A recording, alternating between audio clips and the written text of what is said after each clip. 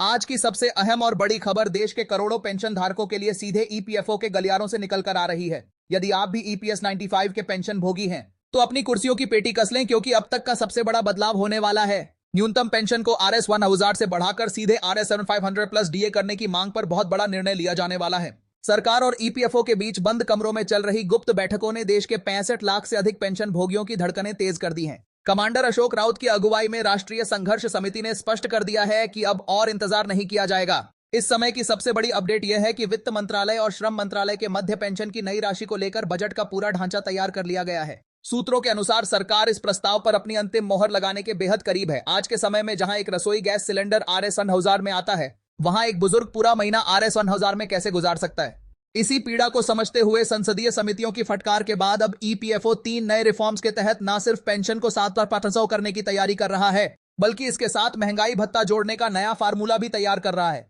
यानी जैसे जैसे महंगाई बढ़ेगी, पेंशन की रकम भी अपने आप बढ़ती जाएगी।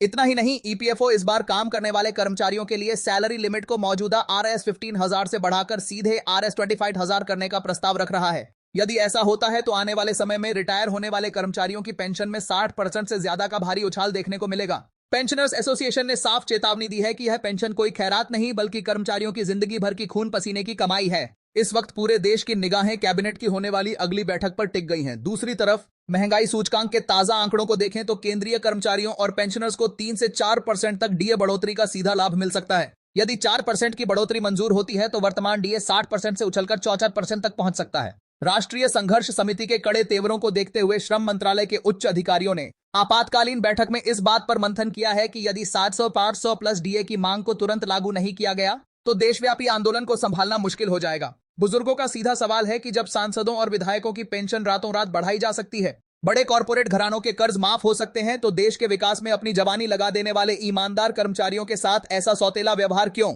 इस प्रस्ताव में एक और बड़ा मोड़ तब आया जब ईपीएस 95 पेंशन भोगियों और उनके जीवन साथी को मुफ्त तथा असीमित चिकित्सा सुविधा प्रदान करने का खाका भी इसमें जोड़ दिया गया। नमस्कार दोस्तों, स्वागत है आप सभी का आपके अपने सबसे भरोसेमंद चैनल नेक्स्ट न्यूज प्लस पर।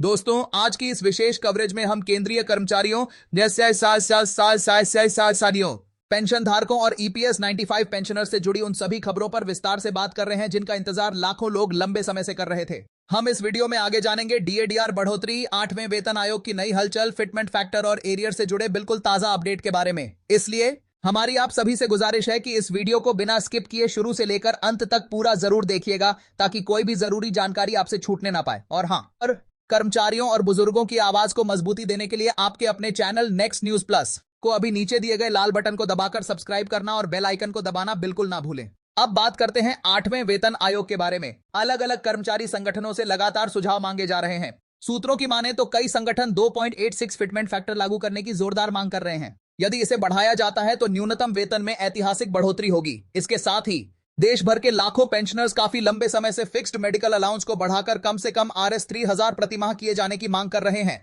क्योंकि वर्तमान अलाउंस बढ़ती महंगाई में बिल्कुल भी पर्याप्त नहीं है।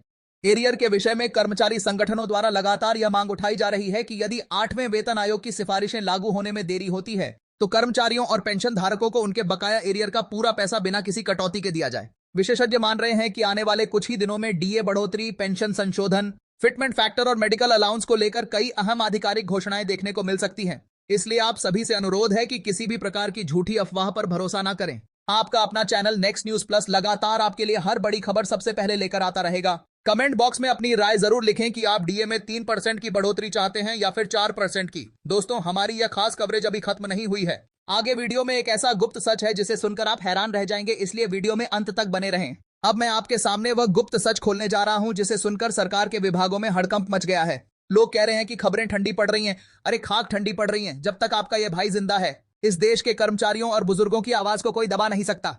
ताजा और सनसनीखेज अपडेट यह है कि इतिहास में पहली बार 8वें वेतन आयोग के गठन के साथ ही साथ ईपीएस 95 पेंशनर्स की इस न्यूनतम 7% वाली अहम फाइल को भी सीधे पीएमओ की टेबल पर एक साथ रख दिया गया है। इसका मतलब है कि अब सरकार के पास बचने का कोई रास्ता नहीं है। आज आपका यह भाई आपके अपने चैनल नेक्स्ट न्यूज प्लस पर इसी महाचक्रव्यूह का पर्दाफाश कर रहा है। वीडियो को एक सेकंड के लिए भी स्किप मत करना, पूरा देखना मेरे भाइयों। इस वक्त रेलवे से लेकर डिफेंस तक के सभी संगठनों ने सरकार को खुला अल्टीमेटम दे दिया है कि न्यूनतम सैलरी को सीधे 18,000 से बढ़ाकर 26,000 से ऊपर ले जाया जाए। लेकिन ठीक यहीं पर कमांडर अशोक राउत ने बड़ा दांव खेल दिया है। उन्होंने पूछा है कि जब एक्टिव कर्मचारियों और सरकारी पेंशनर्स के लिए तिजोरी खोली जा सकती है तो ईपीएस 95 के उन 78 लाख बुजुर्गों के हाथों में 1000 की भीख जैसी पेंशन क्यों थमा दी जाती है।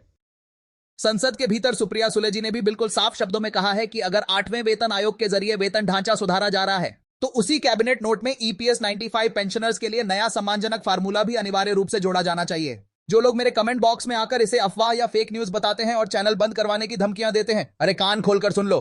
तुम लोग कितनी भी साजिशें क्यों ना रच लो, चाहे मेरा चैनल ही क्यों ना डिलीट करवा दो, लेकिन जब तक इस देश के बुजुर्गों को उनकी सम्मानजनक 7 से 500 प्लस डीए की पेंशन नहीं मिल जाती तब तक आपका यह भाई एक कदम भी पीछे नहीं हटने वाला। मेरी यह आवाज बिकाऊ नहीं है। अंदर खाने की गुप्त रिपोर्ट के मुताबिक वित्त मंत्रालय अब इस भयंकर चौतरफा दबाव के आगे घुटने टेकने को मजबूर है।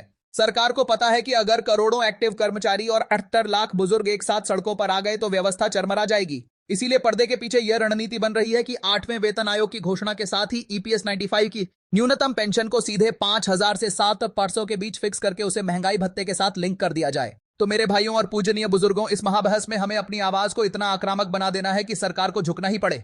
नीचे कमेंट बॉक्स में पूरे गुस्से के साथ लिखिए कि 8वां वेतन आयोग और 700 पेंशन हमारा हक है और ईपीएफओ अपनी तानाशाही तुरंत बंद करो। इस वीडियो को बिना एक सेकंड गंवाए देश के हर एक व्हाट्सएप, फेसबुक और टेलीग्राम ग्रुप में बिल्कुल आग की तरह फैला दीजिए ताकि हमारी यह ललकार सीधे दिल्ली के सत्ता के गलियारों में गूंजे। वीडियो को एक बड़ा सा लाइक जरूर दीजिए और ईपीएफओ 8वें वेतन आयोग की हर लाइव रिपोर्ट को सबसे पहले देखने के लिए आपके अपने चैनल नेक्स्ट न्यूज प्लस को अभी के अभी सब्सक्राइब करके बेल आइकन दबाना बिल्कुल मत भूलना।